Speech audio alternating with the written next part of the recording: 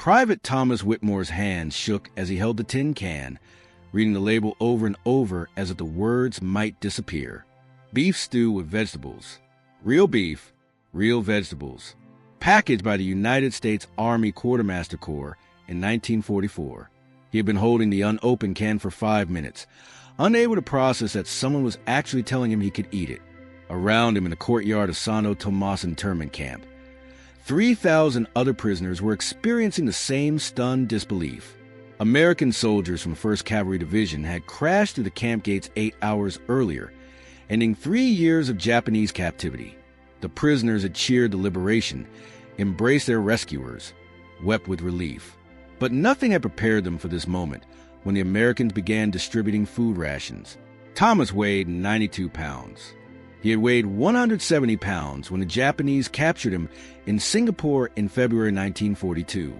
3 years of captivity had reduced him to a skeletal figure whose ribs showed through skin like a medical anatomy diagram. His teeth were loose from scurvy. His legs were covered with tropical ulcers that wouldn't heal because his body had no resources for healing. He looked like a walking corpse, and he felt like one too. The Japanese guards had fed the prisoners just enough to keep them barely alive and capable of forced labor. A bowl of watery rice twice a day, sometimes with a few vegetable scraps floating in it. Occasionally, perhaps once a month, there might be a small piece of fish or a spoonful of beans. But mostly it was rice and water, day after day, month after month, year after year. Men had died by the hundreds from starvation, disease, and despair. Thomas had survived by becoming an expert at finding anything remotely edible. He ate insects when he could catch them. He chewed on grass and leaves. Once, he had eaten a rat, cooking it secretly over a small fire made from smuggled matches. The rat had been the best meal he'd had in months. When he tried to remember real food, the roast dinners his mother had cooked in London, the fish and chips from the shop near his house, even simple bread with butter.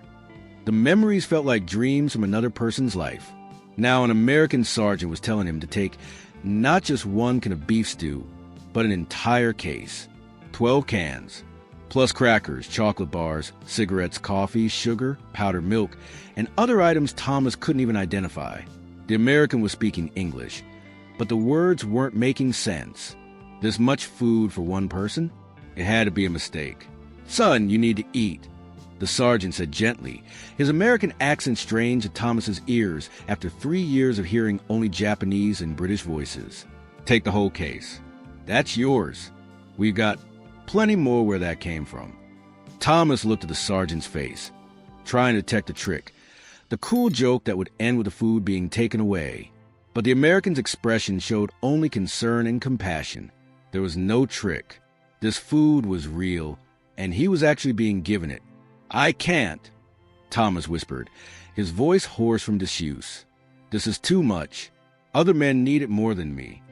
The sergeant shook his head. "Everyone's getting the same. We've got enough for everybody, and more supplies coming. You're not taking food from anyone else. Now open that can and eat something before you fall down." Thomas sat down on the ground, his legs suddenly unable to support him. His hands fumbled with an opener that came attached to the can. A simple device, but one he had never seen before. The Americans had thought of everything, even how to open the food. After a moment's struggle, he managed to pierce the lid and work the opener around the rim.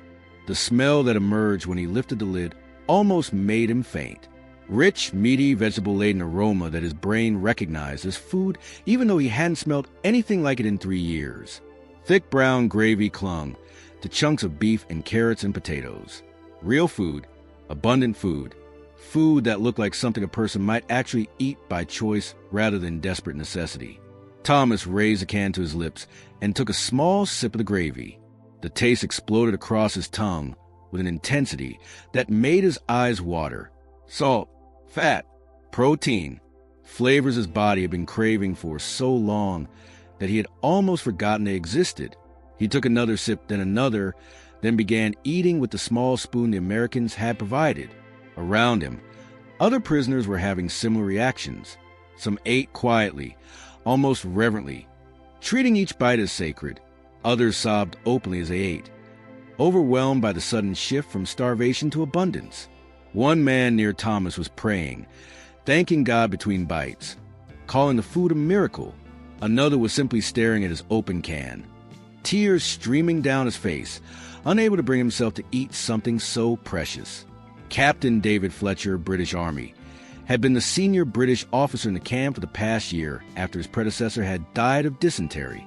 He stood watching his men receive American rations with emotions he couldn't name. Relief, certainly. Gratitude, absolutely. But also something like shame, a feeling that they didn't deserve this generosity, that they had become too degraded by captivity to be worthy of such treatment. An American lieutenant approached Fletcher, carrying a clipboard. "Captain, I need to get count of your men who require immediate medical attention. We got field hospitals being set up, but we need to prioritize the worst cases." Fletcher gestured weakly at the courtyard full of skeletal figures. "They all require medical attention, Lieutenant. Pick any man at random and you'll find malnutrition, disease, parasites, injuries that never healed properly. We've been dying slowly for 3 years. You've arrived just in time to watch the final stages." The American lieutenant looked stricken. "Sir, we didn't realize how bad it was." The intelligence report said prison camp, but they didn't describe this. "This is hell," Fletcher finished quietly. "This is what hell looks like. Lieutenant, your boys stormed the gates of hell and threw them open. Now you're seeing what you rescued." The American medics arrived within hours, setting up triage stations in the camp courtyard. What they found shocked even battle-hardened veterans who had seen combat casualties across the Pacific. These weren't wounded soldiers. These were men who had been systematically starved and worked to death over years. The medical conditions were unlike anything in their training. Dr. Sarah Chun, a Chinese-American physician attached to the 1st Cavalry Division, moved among the prisoners with growing horror. She had treated battlefield injuries, burns, shrapnel wounds, and diseases. But this was different. These men were dying from the inside out, their bodies consuming themselves to stay alive. Severe malnutrition, beriberi, pellagra, scurvy, dysentery, tuberculosis, malaria, and conditions she couldn't immediately identify. Many prisoners had multiple diseases simultaneously, their immune systems too weakened to fight anything. "We need to control how much they eat," Dr. Chin told the supply sergeant urgently. "Their digestive systems can't handle normal food quantities after prolonged starvation. If they eat too much too quickly, it could kill them. We need to implement a refeeding protocol immediately." The sergeant looked confused. "Doc, we got tons of rations. These boys are starving. You're saying we shouldn't feed them?" "I'm saying we need to feed them carefully," Chin explained. "Start with small amounts, maybe a quarter ration every 2 hours. Gradually increase over several days. Their bodies need to relearn how to process real food. Refeeding syndrome is deadly. I've read about it, never seen it, but we're about to if we don't control portions." Orders went out to all American personnel to monitor prisoner food intake, but enforcing those orders proved nearly impossible. Men who had been starving for 3 years couldn't comprehend being told to eat less. They had food, hoarded it, ate in secret when supervisors weren't watching. Several prisoners became violently ill within the first 24 hours, their bodies rejecting the sudden abundance. Thomas Whitmore had forced himself to eat slowly, spacing out his consumption over hours. The beef stew sat in his stomach like a warm miracle, providing energy he had forgotten existed. But he watched other prisoners gorging themselves and saw the consequences: violent vomiting, severe cramping, some men collapsing as their bodies went into shock from the sudden nutritional intake. By the second day, the American medical staff had established a feeding protocol that prisoners were required to follow, small portions at regular intervals, supervised by medics who documented what each man consumed. The prisoners complied reluctantly, understanding intellectually that the doctors were right, but emotionally resenting any restriction on food after years of starvation. The psychological impact of the American rations was as significant as the physical. These men had lived for 3 years believing they had been forgotten, that the world had moved on without them, that they would die in captivity unknown and unmourned. The arrival of American forces proved they hadn't been forgotten, but the abundance of food proved something else, that the Allied war effort was so successful that they could afford to feed rescued prisoners better than those prisoners had eaten even before the war. Captain Fletcher sat with Thomas and several other British soldiers in what had become an informal gathering space near the camp's main building. They were eating their carefully portioned meals: crackers with peanut butter, fruit cocktail from a can, coffee with real sugar and powdered milk. Foods that would have been ordinary before the war, but now seemed impossibly luxurious. "The Americans fight a different kind of war than we do," Fletcher observed, stirring his coffee slowly. "We British pride ourselves on muddling through, making do with limited resources, stiff upper lip and all that. But the Americans, they bring everything. They don't just bring enough, they bring more than enough. Look at this coffee. It's not just coffee, it's good coffee. They could have given us something barely drinkable, and we would have been grateful. Instead, they're giving us the same rations their own soldiers eat." Private James Hartley, who had been captured at Hong Kong, spoke up quietly. "I overheard 2 American soldiers talking yesterday. One was complaining about the rations, saying the beef stew was boring and he was sick of it. The other one was griping about wanting fresh food. They were complaining about food I would have killed for last week. Food I might actually kill for now if I'm honest." The observation hung in the air. The Americans were distributing rations they considered mundane, routine military provisions barely adequate for their own standards. To the rescued prisoners, those same rations were feast-quality food beyond anything they had imagined receiving. "We don't deserve this," Thomas said quietly, voicing what many were thinking. "We didn't win any battles. We got captured, we survived, but we didn't accomplish anything worth this kind of treatment. The Americans are treating us like heroes when we're really just survivors." Fletcher shook his head firmly. "That's the starvation talking, Whitmore. That's what 3 years of Japanese captivity does to your mind. It makes you believe you deserve the degradation they inflicted. But listen to me, all of you. We survived. That was our mission once we were captured. Survive until liberation. We accomplished that mission. Some of us, anyway. Enough of us to tell the world what happened here." The emotional impact of the food continued to surprise everyone. Men who had maintained stoic composure throughout years of captivity broke down weeping over a chocolate bar. Soldiers who had endured torture without making a sound sob when they tasted real coffee. The sudden shift from deprivation to abundance was psychologically overwhelming in ways that nobody had anticipated. American soldiers struggled to understand the intensity of the prisoners' reactions. To the liberators, they were simply distributing standard field rations, nothing special or remarkable, but they watched battle-hardened British soldiers cry over canned peaches and began to grasp the magnitude of what these men had endured. Sergeant Mike O'Brien from Brooklyn sat with a group of rescued prisoners, sharing cigarettes and watching them eat their rations with an intensity he found disturbing. "You guys are making me feel guilty about every meal I ever complained about," O'Brien said, trying to lighten the mood. "My mom used to make liver and onions on Thursdays. I hated it, used to complain every week. Now I'm thinking I should write her a letter apologizing." One of the British prisoners, a thin man named Robert Davies, smiled weakly. "Sergeant, I would eat liver and onions every day for the rest of my life and consider myself the luckiest man alive. You have no idea what real hunger feels like until you've experienced it for years. It changes you. Even now, with this food, I keep thinking it's going to be taken away. I keep waiting for someone to tell me it was a mistake, that I'm not actually entitled to eat this much." O'Brien looked uncomfortable. "Jesus, Davies, nobody's taking your food.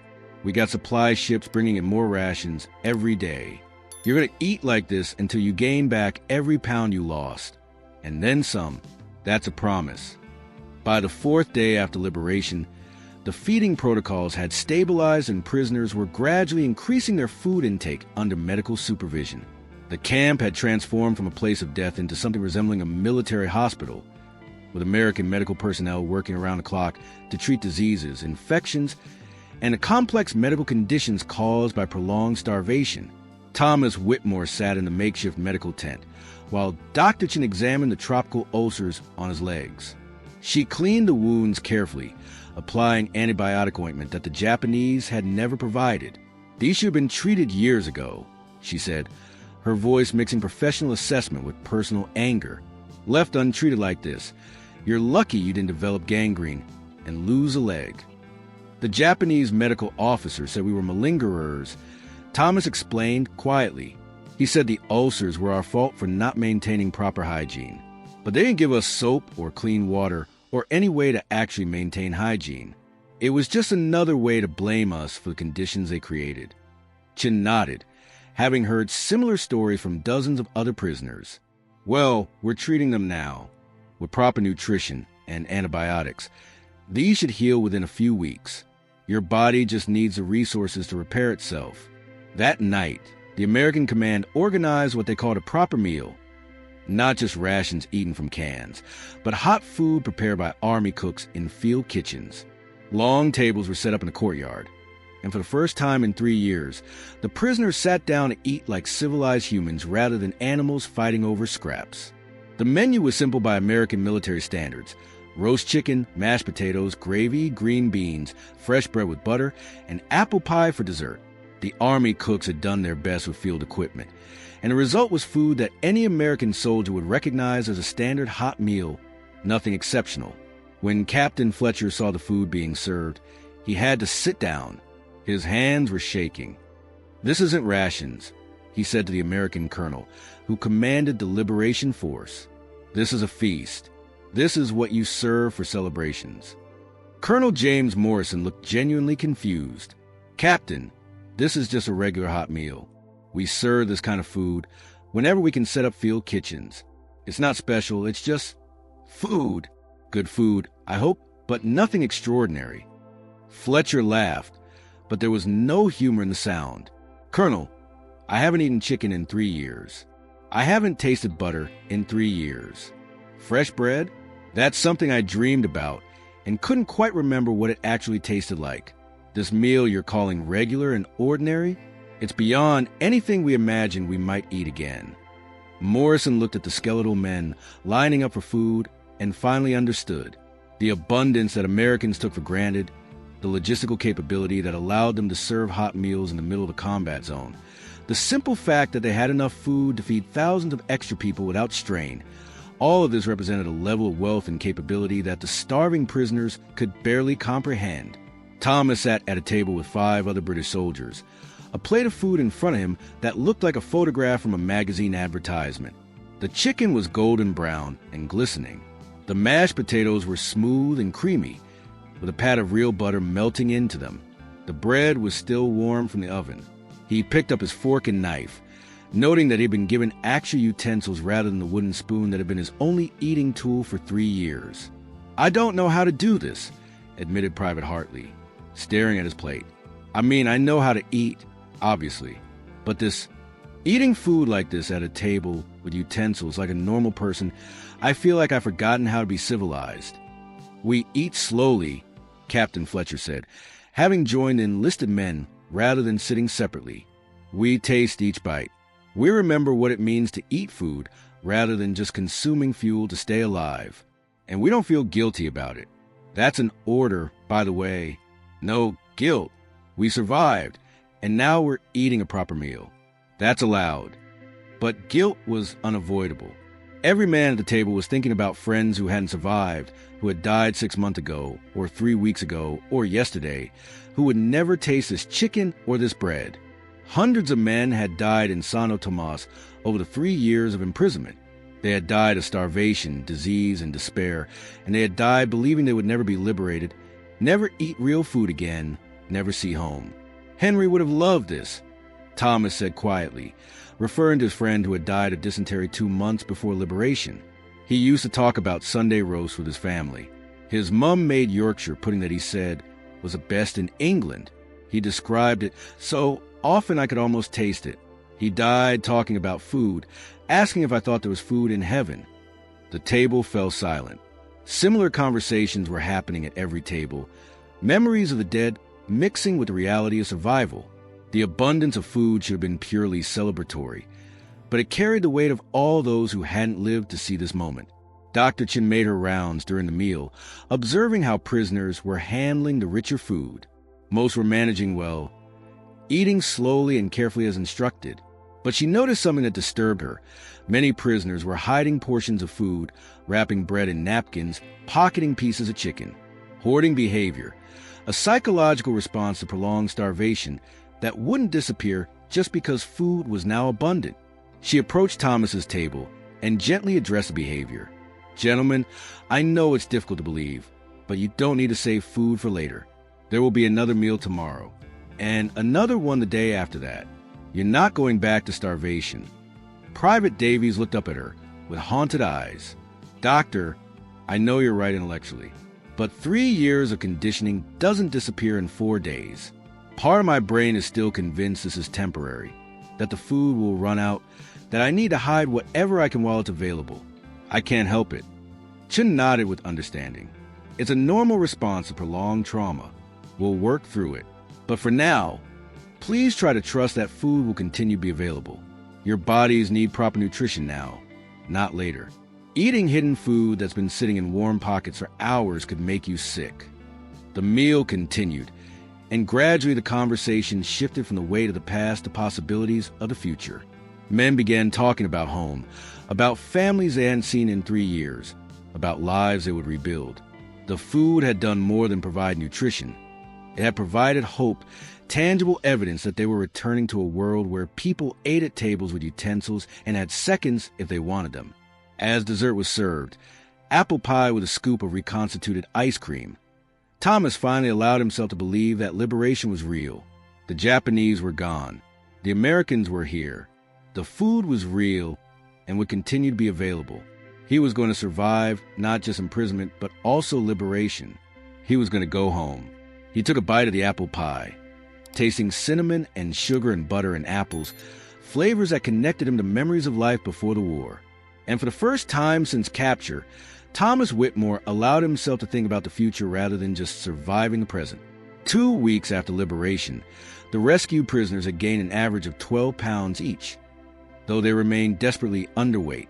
The American medical staff had established comprehensive treatment programs addressing not just malnutrition, but also the cascade of diseases and conditions that flourished during captivity. Physical recovery was progressing, but the psychological impact of both imprisonment and liberation was proving more complex than anyone had anticipated. Thomas stood in line for the morning meal, an experience that still felt surreal. The line moved efficiently, organized by American sergeants who treated meal distribution with military precision. Each man received a tray with scrambled eggs, bacon, toast, oatmeal, orange juice, and coffee. Standard breakfast fare for American soldiers. Extraordinary abundance for men who had survived on rice water. But something had shifted in Thomas's perception. The initial overwhelming gratitude was giving way to complicated emotions he struggled to name. He felt thankful for food, certainly, but also increasingly aware of the vast gap between American resources and British deprivation. The Americans weren't making sacrifices to feed them. They were simply opening their seemingly limitless supplies. The generosity came so easily to them that it barely registered as generosity. Captain Fletcher had noticed the same shift in mood among the rescued prisoners. He discussed it with Colonel Morrison over coffee in what had been the camp commandant's office. "The men are starting to feel shame," Fletcher explained carefully. "Not in gratitude, they're deeply grateful, but they're processing what their own government couldn't or didn't do for them compared to what the Americans are doing now. We were prisoners of the Japanese, but we were captured because the British Empire couldn't defend its territories. Now Americans are cleaning up our mess, feeding our soldiers, treating our wounded. It's humiliating in a way that's hard to articulate." Morrison considered this carefully. "Captain, I understand the pride issue, but you've got to help your men see this differently. We're allies. That's what allies do. They help each other. You think the British haven't helped us? The RAF was fighting while we were still debating whether to enter the war. British intelligence has been invaluable. This isn't charity, it's alliance." Fletcher appreciated the sentiment, but he also understood something Morrison didn't. That British identity was wrapped up in empire, in the assumption of superiority and self-sufficiency. The Americans were demonstrating capabilities that challenged fundamental assumptions about British power and competence. That psychological adjustment was proving as difficult as the physical recovery. Dr. Chin was observing similar psychological complexities in her medical work. Prisoners who were physically capable of walking to the mess hall would sometimes refuse to go, saying they didn't deserve the food, that it should go to sicker men instead. Others developed anxiety around meal times, expressing fear that the food would be taken away, or that they would be punished for eating too much. The trauma of starvation had created psychological patterns that wouldn't heal as quickly as a physical body. One afternoon, Chin found Thomas sitting alone, staring at an unopened ration box. "Private Whitmore, is something wrong? Are you feeling ill?" Thomas shook his head. "I'm fine, doctor. Just thinking.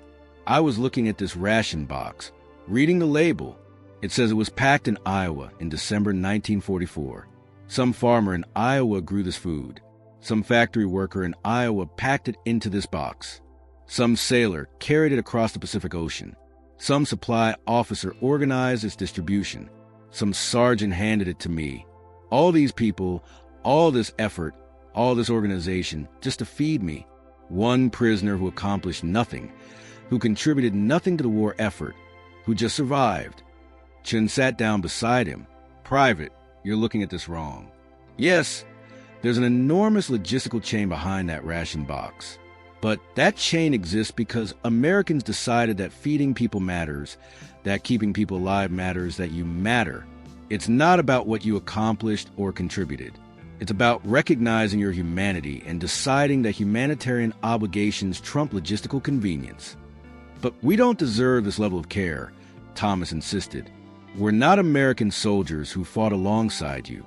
We're British prisoners you happen to liberate while pursuing your own military objectives. The food and medical care you're providing, it's more than we would have received from our own government if circumstances were reversed." Chin chose her words carefully. Maybe that says something about different national approaches to logistics and care. Maybe it says something about American abundance versus British austerity. But what it definitely says is that you're alive, you're being fed, and you're going to recover and go home. Don't let philosophical questions about deserving interfere with the practical reality of eating and healing. The American supply situation continued to astound the British prisoners. Ships arrived regularly with food, medicine, clothing, and supplies. The abundance seemed limitless, almost wasteful from the perspective of men who had survived on scraps. Americans would discard food that British prisoners would have treasured. Rations that were considered substandard by American troops were luxury items to men emerging from starvation. Private Hartley was assigned to help sort supplies in the American Logistics Depot, a duty that gave him insight into the scale of American operations. He watched as cases of food were unloaded by the hundreds, as medical supplies filled entire warehouses, as equipment of every kind arrived in quantities that seemed impossible to use. That evening, he shared his observations with Thomas and Captain Fletcher. "They're not even counting individual rations," Hartley said with amazement. "They count by cases, by pallets, by truckloads." When I asked the sergeant how many rations were in a particular shipment, he said he didn't know exactly but estimated around 50,000. 50,000, and that was just one shipment among dozens. They're feeding an entire army plus all of us, and they're not even straining their supply lines. Fletcher nodded slowly. That's American industrial capacity on full display. They're not a better people than we are, but they built a different kind of society, one that prioritizes mass production and logistical efficiency. While we British were maintaining empire with limited resources spread thin, the Americans were building factories and farms and transportation networks. Now we're seeing the result. By the fourth week, most prisoners were strong enough to begin planning repatriation. American transport ships would carry them first to Australia, then eventually home to Britain. The prospect of going home should have been purely joyful, but many prisoners felt conflicted. They were returning as men who had been defeated, captured, and starved, saved only by American intervention. The heroic narratives they had imagined about their war service had been replaced by the reality of survival and rescue. On the final evening before transport began, Colonel Morrison organized a farewell ceremony. He presented Captain Fletcher with an American flag that had flown over Santo Tomas during the liberation. "Captain, this flag represents what we accomplished together. You keeping your men alive under impossible conditions, us providing the liberation and support. You did your part, we did ours. That's how alliances work. Fletcher accepted the flag with emotions he couldn't fully express. Colonel, I don't have adequate words to thank you and your men for what you've done. You didn't just liberate us from the Japanese. You reminded us what civilization looks like, what humanity looks like. We've been living like animals for so long we'd almost forgotten we were men. The food you provided, the medical care, the simple dignity of being treated as human beings worthy of respect. These weren't just physical necessities. They were spiritual restoration. The next morning, trucks began carrying recovered prisoners to the docks where transport ships waited. Each man was given travel rations for the journey. More food than they could possibly eat, packed in neat boxes with clear labels. Thomas clutched his ration box as the truck drove through Manila's war-damaged streets, heading toward the harbor and the long journey home. He thought about the past 3 years, about all the men who hadn't survived to see this morning, about the Japanese guards who had treated them as subhuman, and about the American soldiers who had treated them as brothers worth saving. The food that had seemed like such impossible luxury 4 weeks ago was now routine, expected, normal. He had regained 23 pounds and looked almost human again rather than skeletal. As the transport ship pulled away from Manila Harbor, Thomas stood at the rail watching the Philippines disappear in the distance. In his hand, he held a chocolate bar from his ration box, something he would kill for a month ago and could now eat casually. He unwrapped it slowly, tasted the sweetness, and allowed himself to believe that he was actually going home. Years later, Thomas would tell his grandchildren about the liberation, about the American rations that seemed like miracles, about grown men weeping over canned beef stew. He would explain that they weren't crying because the food was exceptionally good. It was just ordinary military rations. They were crying because after 3 years of believing they had been abandoned and forgotten, someone had cared enough to feed them. Someone had decided they were worth saving. That recognition of basic humanity, expressed through the simple act of providing food, was worth more than the finest feast in the finest restaurant. The American rations had provided more than nutrition. They had provided hope, dignity, and a tangible proof that the world they remembered, where people ate actual food and treated each other with basic decency, still existed and was waiting for them to return to it. That was worth more than they could ever repay, more than they felt they deserved, and more than they would ever forget. Sometimes the greatest acts of kindness are the simplest, like feeding people who are starving and treating them with the dignity they've been denied. The American soldiers who liberated Santo Tomas weren't heroes because they fought brilliantly. They were heroes because they saw starving men and said, "Let's feed them." If stories about humanity in the midst of war's cruelty resonate with you, subscribe to our channel for more forgotten moments when ordinary people did extraordinary things simply because it was the right thing to do.